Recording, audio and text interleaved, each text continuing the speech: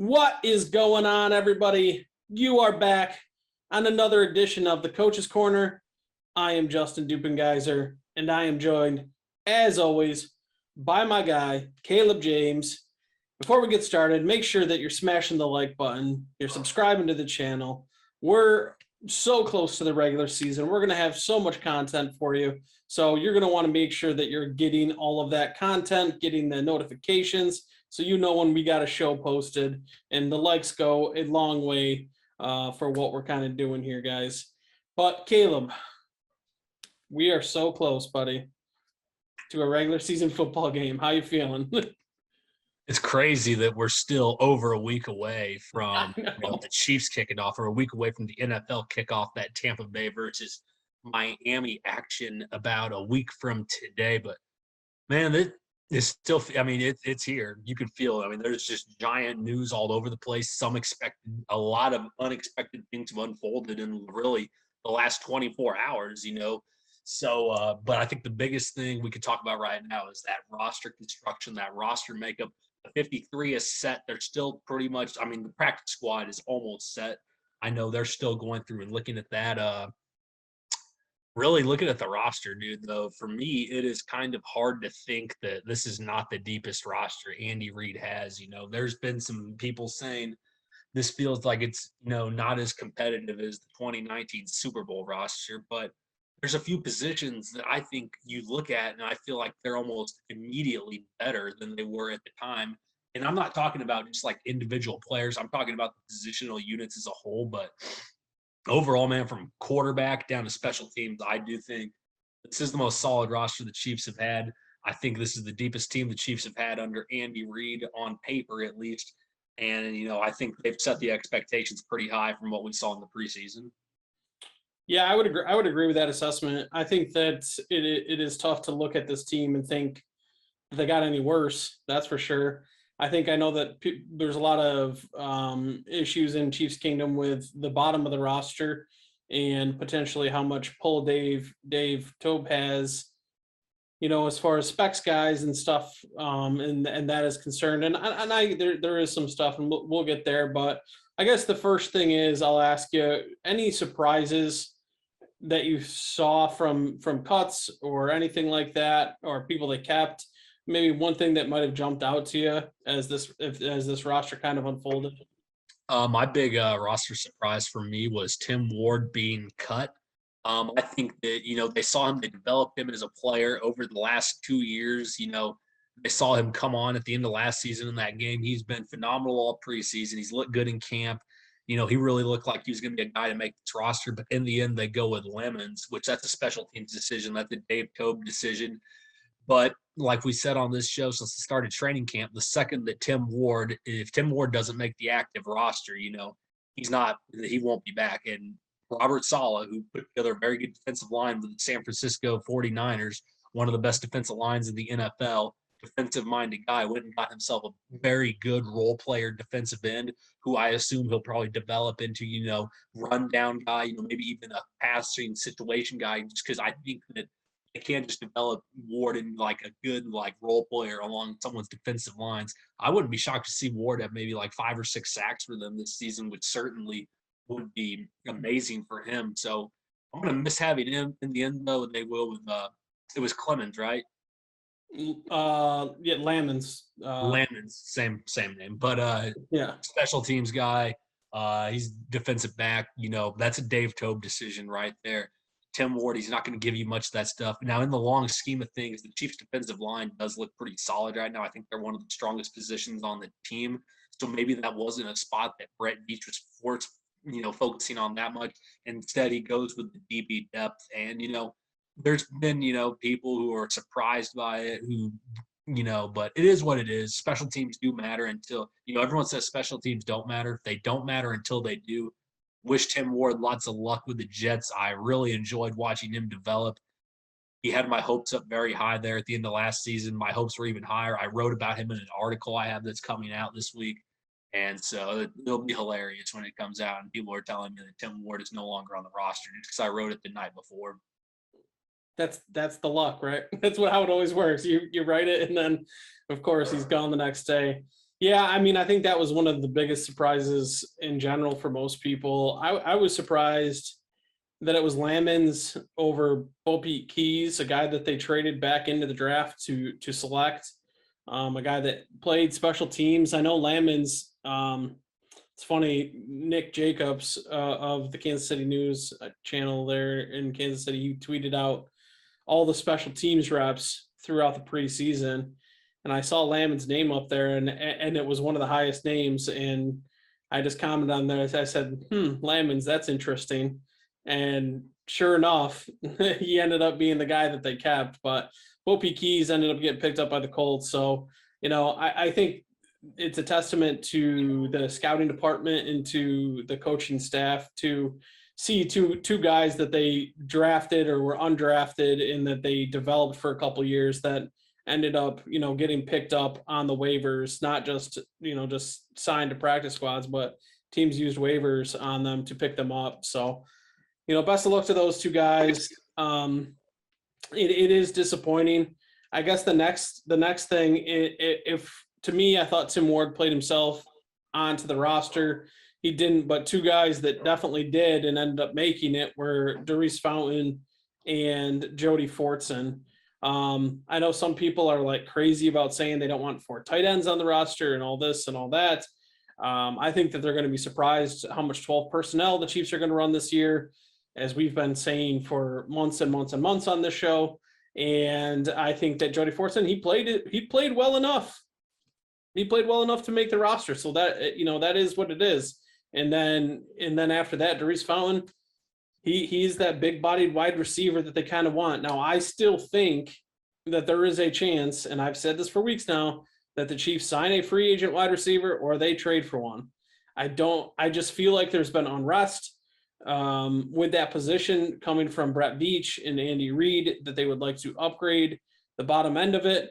And I don't blame them. I think Mecole Hardman is going to be a good football player. He needs to be more consistent. I thought he flashed some great talent in the preseason, and I think he's going to get there. I think that after that, Demarcus Robinson is kind of just a guy. Byron Pringle, just a guy, good football players, but they're not guys that are going to go out there and you're going to be like, wow, that is a good solid number 2 or number 3 receiver that we need on this roster. So that's interesting to me. Any thoughts on Fountain? I mean, they brought Marcus Kemp back, or they're going to bring Marcus Kemp back after they place, I think now Willie Gay is on IR, we'll get there in a second. So Marcus Kemp would be the 6th wide receiver, who I thought also played his way onto the roster. Yeah, I think that what you're saying about them bringing in another wide receiver, I think that's definitely a possibility. But, you got to give big props out to Fountain for making the roster. He was a tryout player at that. He's been a guy that no one's really heard of, and he kind of made a name for himself playing with the 2. So he should be I think he'll be a solid role guy. I was a little disappointed to see Cornell Powell not make the active roster. I know I was high on him. I thought his tape looked awesome at Clemson. I think he's still I think it's the lack of that explosion that he's missing from his game that doesn't really allow him to translate quickly to the NFL. Fortunately for him, I think he's a high IQ football player. I think he'll maybe have to spend a year developing on the practice squad before he's ready to compete. But the Chiefs were smart with that. They didn't really play him. They didn't show him off too much. They kept him kind of hidden. I think Andy Reid might have had an idea what he was looking at the whole time with that. Marcus Kemp, I mean, he is pretty much I'm going to be cut one day, but I'll be back on the roster the next day guy. I know every play in the playbook for offense and special teams. I can do it all. But, man, I want to go back and talk about those tight ends for a second, because we're sitting here and on that game, they go some 14 personnel, and I actually posted a little bit about it last night. I'm sitting here seeing people are going, that'll never happen in the real game. Really? Because there were tight end. There were formations last year when Andy Reid went with Nick Keiser and Deion Yeller and Travis Kelce on the field all at the same time. And I think overall the tight end unit we have right now, you could Yeller and Keiser, I don't even think it's close to the amount of talent they have. Because let's take a look at what we have at tight end, why I think we could see some 14 personnel later down the stretch for the Chiefs. Travis Kelce is the best in the game. Noah Gray, young budding player. They had him lined up out wide on the play that they ran the 14 personnel in. Blake Bell, he's got to be one of the top, like, strictly only blocking tight ends in the game. He's so good at blocking that they didn't even expect to see him. He sold his down block really well, and he got open for the Mahomes touchdown. And then you take a look at Jody Fortson. Dude, I'm glad they didn't cut another athletic freak off their roster and give them up to waivers, because these are two guys, him and Tim Ward. We said if they get cut, they're not coming back. I mean, 6'6", as big as he is, figuring out how to play the game, how to block. You can't let a guy like that go. I tell you what, man, if he can continue to figure out ways to block, I think we could see Fortson rise up to become the tight end too at some point, just because he does have the ability to catch and move with the football. But, man, Andy Reid loves tight ends. He always has. So I don't think it's out of the question that we see 14 personnel at least once or twice this season. But then back to the wide receivers, I do think, though, like you said, you got Tyreek Hill, and then it's just kind of, we know what Hardman's going to do at this point. We kind of have a good idea of what Hardman's going to do at this point. He's got to continue to work his consistency, but he should be a big play threat this year. Then you kind of get into Robinson, Pringle. You kind of move on down the line. Fountain, I know he's in there. I know he looked really good, but, you don't know how he's going to look against the actual elite game day competition until they're there. And then, of course, Demarcus Robinson, Kemp, and those guys. I mean, we know who most of those guys are at this point. I'll give a little more leeway to Fountain. But, I mean, go ahead and who do you think are some guys they might consider bringing in if they do bring in another weapon at wide receiver? Yeah, I mean the big name floating out there right now is John Brown. I mean he just was asked to be released by the Raiders. I think he would be a fantastic signing. He's a veteran wide receiver. He's fast. He can take the top off. He's a good route runner. He flourished at Buffalo and with the Cardinals before that. Buffalo, he kind of was the number one for Josh Allen before Stephon Diggs was traded to get to Buffalo, and he played well. He showed out. He played really well. So I mean, he is a guy that I think that would be outstanding in this offense, and I would love to see him signed. And then unfortunately, that would mean one of the receivers would be gone. I would expect it to be Fountain, and they'd probably try to get him back on the practice squad or something like that. But that would be a name I could see. We saw Kiki Cutie, I think he got caught from Houston, and former teammate of Mahomes. Maybe I think John Brown makes the most sense. It would be an excellent signing, and apparently he was making comments on people in either Facebook or Instagram or somewhere saying that he hopes to be catching passes from Pat Mahomes too or something. So we're all right. I think that would be an excellent fit, especially if he wants there. It would be a good mix there. And just kind of to go back to the point with the tight ends and whatever, you talked about how they would not be back on the roster if they let a guy like Fortson go. I mean, the reports were out there, and Brett Veach even said it. Multiple teams called about the tight end depth in Kansas City and wanted to know if any of them were, available for trade. And he just said no, like they're too talented to give up. So, I mean, that right there just kind of tells you what the rest of the league thinks of these guys and why you can't let some of these guys go. You just can't. Speaking of trades, dude, kind of pick New England's pocket a little bit with the Yasir Durant.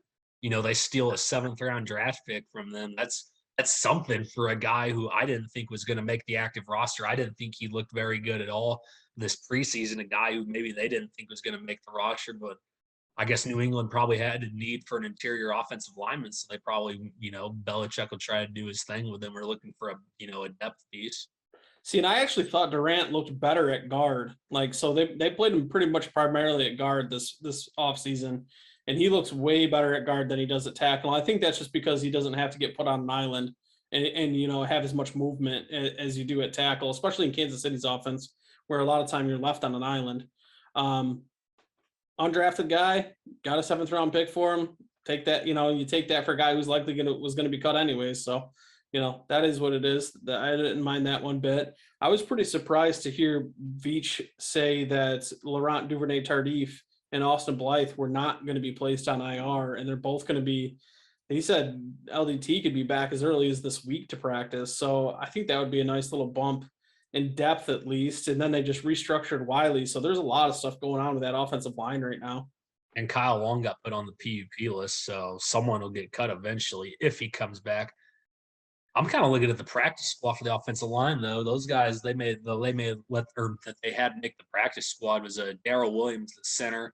They got him undrafted last year from Mississippi State, and Prince Tega Wanahago. He's a guy I've been high on. They're going to bring him back because he didn't look bad in the preseason. He still has things to clean up with his game. I feel like if they bring someone up off the practice squad, if there are injuries at some point in the season, I feel like he'll be the first man up. Or they kept a lot of offensive linemen. They even kept that Wyatt Miller. He's on the practice squad also. He played some right tackle for the Chiefs with the third team this year. But obviously, they're going to take their precautions with that offensive line. And I think, when we're talking about roster construction overall, I know maybe they don't have the star power that Fisher had and Schwartz had, or the name recognition at the tackle spot. But man, you look at the interior offensive line, it's hard for me to believe this isn't the deepest offensive line unit Andy Reid has had since he's been in Kansas City. Yeah, I mean, Mitchell Schwartz is a one of a kind. He's an all-pro. He was one of the best tackles in football for a countless number of years. And Fisher was pretty underrated, right? We always talked about how he was a top tackle, but I mean, to me, you're looking at Orlando Brown. Orlando Brown is just scratching the surface. He's only played, 13 or whatever games it was last year at left tackle before Baltimore, and then now he's moving there full time. Like, he could end up being, and he looks good in the preseason. To me, his ceiling is way higher than Eric Fisher's. Right? He's already played more football now in the NFL at this point in his career than Eric Fisher did when he was 24 years old at this point in his NFL career. Right. And let's not forget, it took Eric Fisher a while for us to even consider him a respectable tackle. A lot of you guys were coming for his head the first couple of seasons when he was giving up some sacks, going through some growing pains. Orlando Brown, he's at the point of his career now where he's going to be out of the growing pains. He's just going to be ready to play and dominate. So, I mean. Yeah. And we don't know what Lucas Nyang is. He's looked awesome, though, right? He's looked awesome. We have loved him since his TCU film and now in the preseason and in camp and what we've seen from him. He's a guy who knows what he's going to end up being. So there's a ton of upside there, and you cannot deny the like you mentioned, the upgrade along the interior. Joe Thuney's one of the best guards in football. Creed Humphrey has looked terrific for a rookie, and Trey Smith is the Incredible Hulk. Like, he's just out there smashing dudes. So the upgrade that happened there is just so glaringly obvious. I mean, Austin Ryder isn't even signed right now. He's still a free agent. He's going to Bishop Sycamore. He's going to Bishop Sycamore. Him and Cam Newton going to Bishop Sycamore. That's what it's going to be. Oh my God. But it's like, come on. Like, I don't know. But I do, like you mentioned, though, they definitely did not mess around with the O-line depth. They said, we're keeping 10. We got Kyle Long on pup. We're signing 3 or 4 guys to the practice squad. We're not after last year. We ain't messing around with that. So I give him props on that. Real quick on the Andrew Wiley extension, we mentioned that quickly. I haven't seen any real confirmation of that, but they're almost $9 million under the cap now. You think the Tyrann Mathieu extension's coming, or you think another move is coming? Maybe John Brown? Seems like an odd time to restructure a backup's contract. Yeah, it does. It really does. Especially someone who we didn't even think might make the roster. It seems like there's something going on back here. Yeah. Brett Veach's last push, here in the last 10 days or whatever it is before the season starts. There might be something going on there. Yeah, I mean, who knows? Real quick, though, I'm just looking at the Chiefs' backup offensive line. There's a lot of dudes that have started in the Super Bowl that are played in the Super Bowl that are backup offensive line. LDT, Wiley, Allegretti, Mike Remmers, and Austin Blythe started for the Rams in 2019 in the Super Bowl, if I'm not mistaken. He might have been playing guard at the time, but I think Joe Thuney's starter for the Super Bowl team. But isn't that kind of funny how there's all these dudes that have been in the Super Bowl the last couple of seasons, and the only one of them that's playing now is Joe Thuney? Maybe they did get a little bit better. Yeah, maybe just a little bit.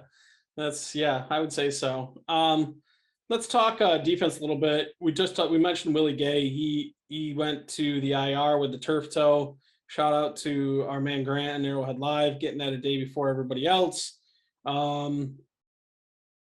Super unfortunate. It's so frustrating. Willie Gay looked so good. He finally got some training camp.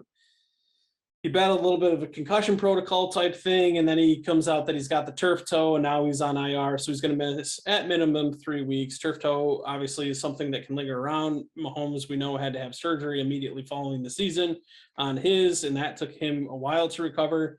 Turf toe is one of those things. It is extremely painful. If you've never had it, it is not good. But luckily, we're at the beginning of the season and not the end. Hopefully, he can heal up and go. But there was reports out there that the Browns put out that the Chiefs called about Mack, their linebacker, and looking for trade for him. Do you think the Chiefs? I mean, Darius Harris made the roster, but that was strictly, Veach even mentioned, that was only because they put Willie Gay on IR. To me, it sounds like they want to go out and find somebody, whether it's a free agent or trades for somebody. They might be looking to bring someone in. I don't know who it would be, though. I feel like it's a little late in the game for us to be like talking to Cleveland about getting someone from their side of things. But if they don't have anyone, then I assume they'll probably run Ben Neiman out there, which is unfortunate because I feel like it would be a great time to throw Nick Bolton into the fire and let him play. Because I don't know, there's a dude who I was talking to on Twitter the other day, and he seems to think that Reggie Ragland and Damian Wilson, if you remember our two linebackers from the Super Bowl team that did play alongside Hitchens, which was arguably the weakest unit of the Chiefs team that year, was the linebackers. He seems to think that Nick Bolton is the same player as like a Reggie Ragland type guy or a Damian Wilson. And I don't think anything could even possibly be further than the truth for multiple reasons. Number one, Damian Wilson, not that great moving lateral side to side. I've seen plays of Nick Bolton running down Najee Harris on the sideline before, and in what was the closest thing you will ever see to an NFL football game. That and Reggie Ragland played his last season for the Chiefs as pretty much a walk-up end-of-line defensive end. His job was to sit there and clog up the C gap or go inside and clog up the B gap on a blitz. He had no real purpose in the linebacking core. He got his spot taken by Mr. Darren Lee at one point in the season. So, say what it is, call it what you will. But, man, I think the Chiefs linebackers, once they get Willie back healthy, I think they're going to be looking dangerous. We know they're probably going to roll with Neiman, and people are going to get real mad about Nick Bolton not playing. That's fine, because I feel like we're going to be surprised here in about a year or so just about how good Willie and Nick Bolton can be at the same time. I just don't think there's, I don't think I'm being a homer right now for being optimistic with the amount of film study I've done on Nick Bolton, watching him play for 4 years at Mizzou. So I think he could be ready to throw into the fire. I think he's a very instinctual football player. That was who I would go with. Can't believe Dorian O'Daniel's back on the roster, but man, you got those Dave Toub protected boys.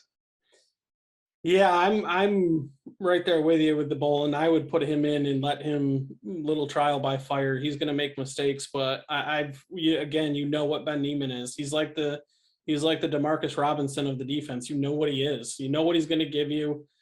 It's not going to be great. You're not going to like it. You're not going to like what you're watching. He's going to be out there. He's going to make mistakes. He's not going to get off blocks. He's not going to make tackles in the open field. I would see if Bolton can go out there and do those things. I mean, the Chiefs' schedule to start the year is hard. They play difficult teams to start the year. They start with Cleveland. That is a good football team. And whatever anybody wants to think, that is a good team, and they're going to have their hands full with them. Now, I think they're going to kill them, the Chiefs are, just because I don't think offensively the Browns are ready for what Kansas City is about to bring on the NFL in general. But that we need Ben Neiman to, if he's on the field, he needs to be ready to get off blocks and make tackles against one of the best offensive lines and two of the best running backs in the NFL. And that is a scary proposition. Man, it's so frustrating about that. Nick Bolton is built for this game versus the Browns. Yeah. It's the same kind of football he played against in the SEC. It is. It's go be a wrecking ball, man. Go get ready to freaking strap it up and collision people in the hole, because that's what's happening. Take a look at that Chiefs defensive line right now. There aren't going to be too many offensive linemen getting to the second level. Yeah. Like we've seen. That is going to be a fun battle to watch in that first week, that Browns line against that Chiefs defensive line. That is for sure. And then the Dorian O'Daniel thing, man. there's 4 or 5 guys at the end of the roster that are just like, Dorian O'Daniel literally doesn't even sniff the field defensively. He is strictly on the roster to play special teams. And that is just crazy that you have multiple guys that are strictly just on the roster to play special teams. 1 or 2 usually okay, but I mean now he has Lamons, he has Dorian O'Daniel. Marcus Kemp is a special teams guy. Do I think he played well enough to be a receiver? Yes, but I think he's on there quite a bit for that. And even Armani Watts. Armani Watts is not going to see the field defensively unless we are in real deep trouble at safety. And even that, Rashad Fenton's probably going in at safety before Armani Watts is, So it's like now he's got 3 or 4 guys on the end of the roster that have been on the roster that have zero upside to see the field offensively or defensively, that are just taking up spots. And we're losing guys like Tim Ward to the Jets, who have a high upside, a high ceiling, I think, and Bo Pete Keys, who I think had a high ceiling.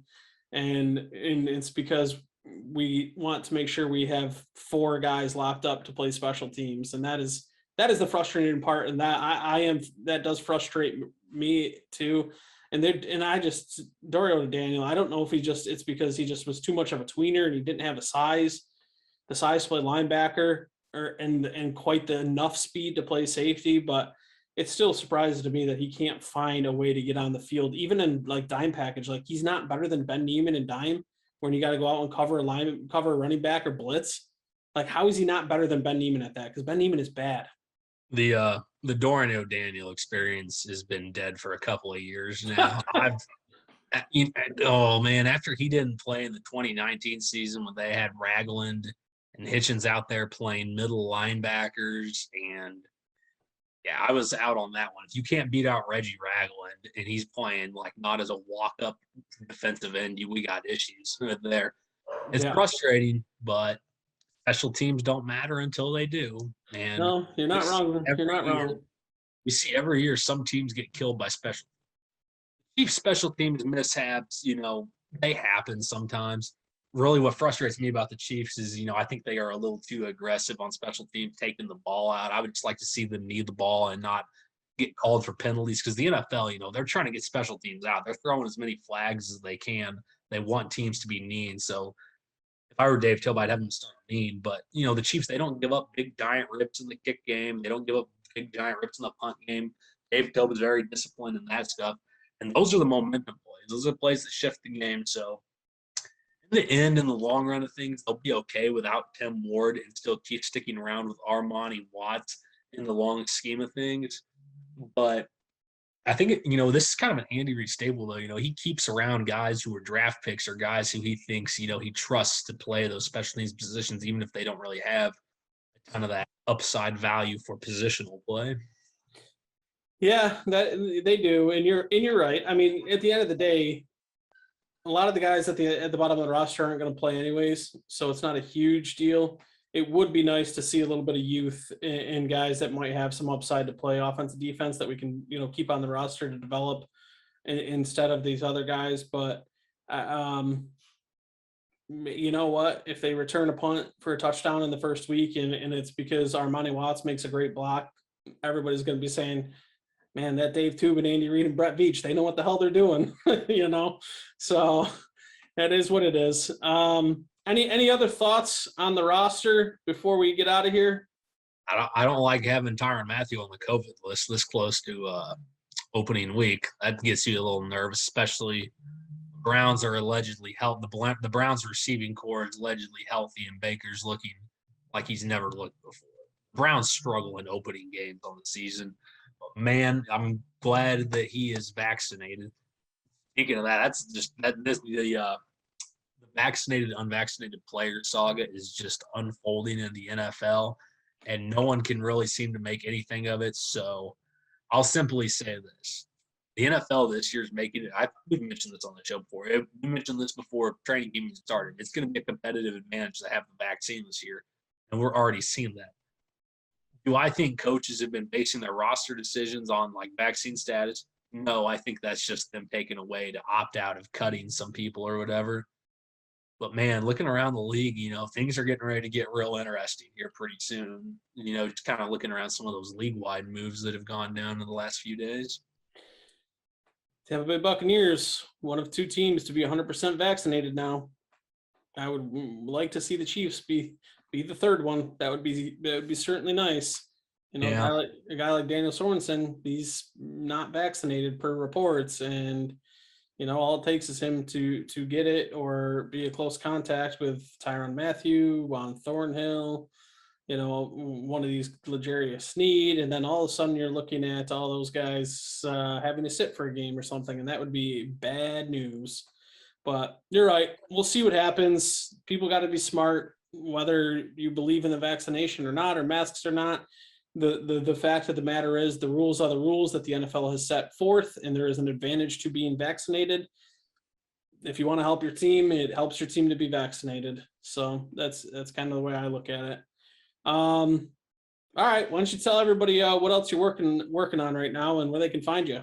All right, you guys can find me on Twitter as always at CJ Scoobs. I have an article coming out just breaking down a few plays from the last preseason game. I'll also have an article out probably sometime for this long holiday weekend, just breaking down some 14 personnel, breaking down, how I think Andy Reid is going to, maybe utilize 4 tight ends at the same time, because it really is, very deep unit we have at tight end right now. They've got their youth, they've got their experience, they've got like that raw athletic ability.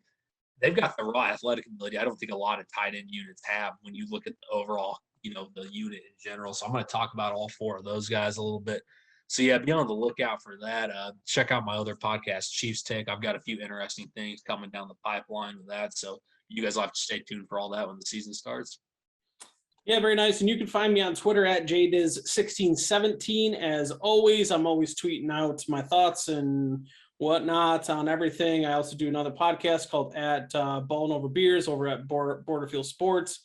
That is all betting in fantasy. We are ramping up for the season for that. So that's going to be a lot of fun. So make sure you go check that out as well. We're on YouTube at Borderfield Sports. And again, it's called Ballin' Over Beers. So check that out. Appreciate everybody being here, guys. We are very close. This is a Thursday night.